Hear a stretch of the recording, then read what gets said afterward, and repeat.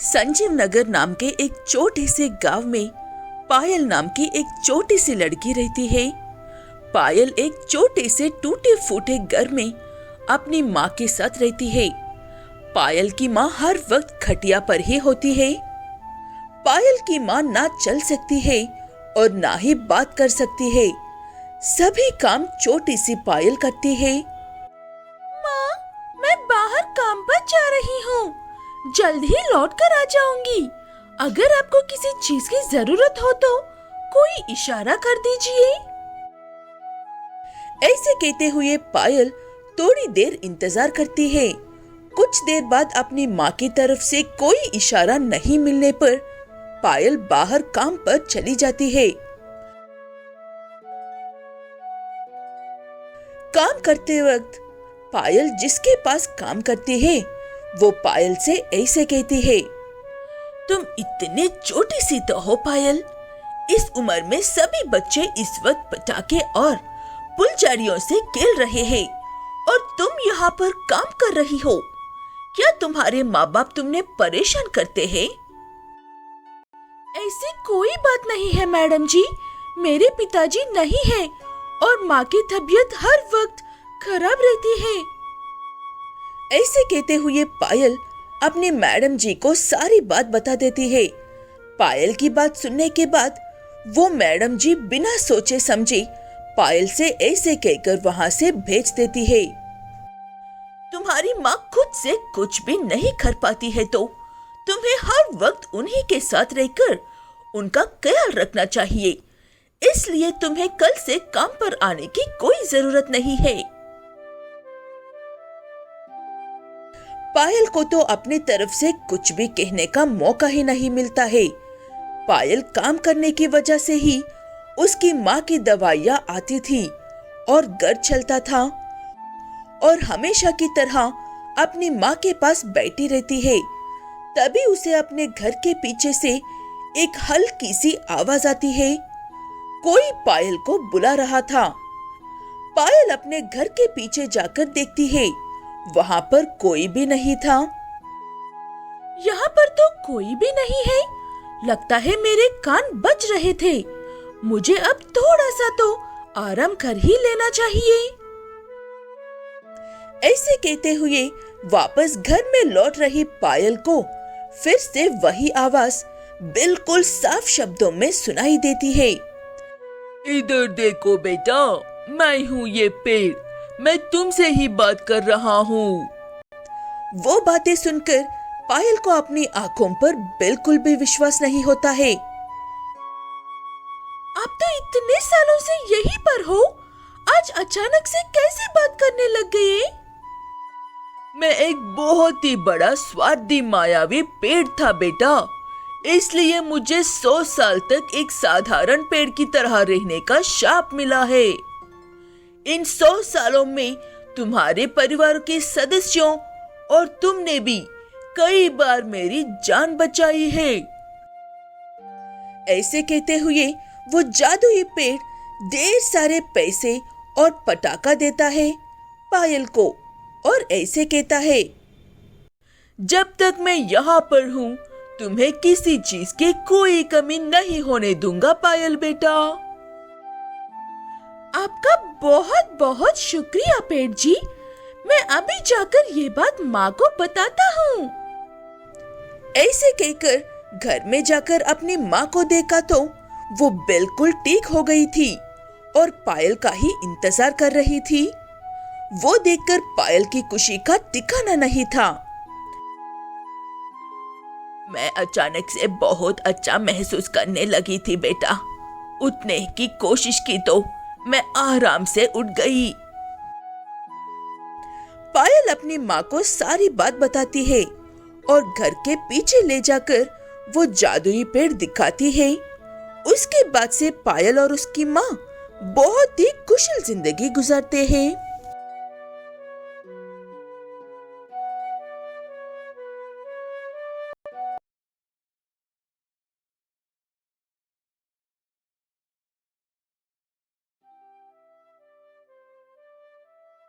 हरिद्वार नाम के एक छोटे गांव में हर साल रमेश और सुरेश नाम के दो व्यक्ति ही सरपंच के चुनाव के लिए लड़ते हैं, लेकिन हर बार के चुनाव सुरेश ही जीतता है, कुछ भी ना करने के बावजूद भी। मैं चुनाव हारने के बावजूद भी लोगों की सहायता करता हूँ। वो सुरेश हर बार जीतने के बावजूद भी कोई काम नहीं करता है, फिर भी लोग उसे ही वोट डालते हैं। लोगों को मीठी मीठी बातें और जेब में पैसे रखने वाले चाहिए रमेश, जो तुम कर नहीं पाते हो। लेकिन तुम चिंता मत करो, इस सुरेश नहीं जीतेगा। ऐसे कहते हुए रमेश का दोस्त महेश उसे उसकी जगह पर किसी और को चुनाव में खड़ा करने को कहता है, जो रमेश से ज्यादा समझदार और होशियार हो। रमेश कहता है कि उन्हें ऐसा शख्स कहाँ पर मिलेगा। तब महेश, शख्स नहीं शख्सियत कहो, उसके दिमाग का कोई मुकाबला नहीं कर सकता है। मैंने उसे पहले ही बता दिया है, वो कभी भी आ सकती है। ऐसे कहते हुए महेश और रमेश जाकर घर पर महेश के उस होशियार दोस्त का इंतजार करते हैं। कुछ ही देर में वो दोस्त आ जाते हैं। उसे देखकर रमेश, महेश ये क्या चीज है? मुझे कुछ भी समझ में नहीं आ रहा है। मुझे डरना चाहिए या बात करना चाहिए? तुम्हें डरने की कोई जरूरत नहीं है रमेश, मैं ही वो दोस्त हूँ जो तुम्हारे बदले चुनाव लड़ने वाली है।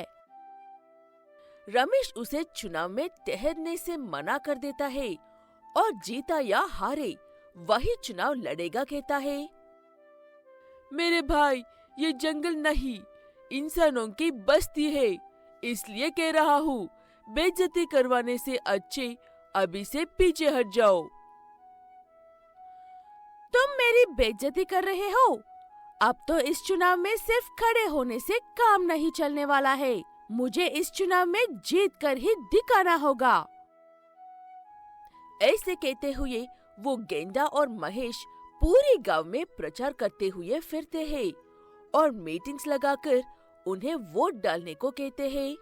एक इंसान होने के नाते आप सब ये बात अच्छे से जानते हो कि इंसान कितने स्वार्थी होते हैं, लेकिन आप लोगों ये बात नहीं पता कि हम जानवर सबको साथ लेकर चलने में विश्वास रखते हैं।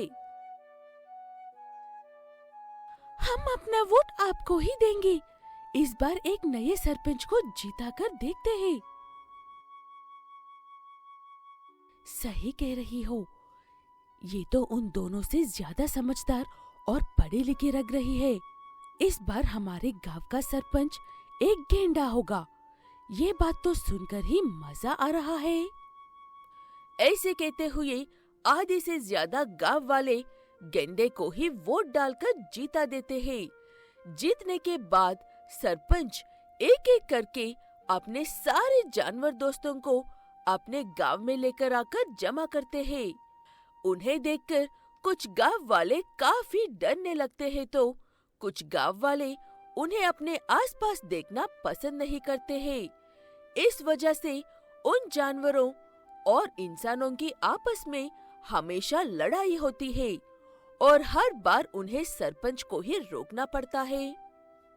तुम लोगों ने क्या कहा था मुझसे, जब मैंने तुमसे कहा था कि हम सब एक समान हैं और सबको एक समान ही देखना चाहिए? हाँ, लेकिन उससे हमारा मतलब ये नहीं था कि तुम सारे जानवरों को लेकर आकर हमारे बीच में रख दोगे। हमें ऐसे सरपंच नहीं चाहिए, चले जाओ यहाँ से। सम्मान देकर वोट डालकर जीतने के बाद ऐसे बेइज्जती करोगे तो कौन तुम्हारे यहाँ पर रुकेगा?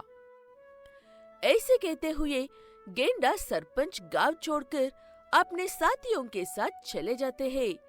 उसके बाद गांव फिर से सुरेश को ही अपना सरपंच बना लेते हैं। हमेशा उसके साथ अन्याय ही हो रहा है कहकर रमेश एक आखिरी बार सुरेश से पूछता है कि लोग उसे वोट क्यों नहीं डालते हैं।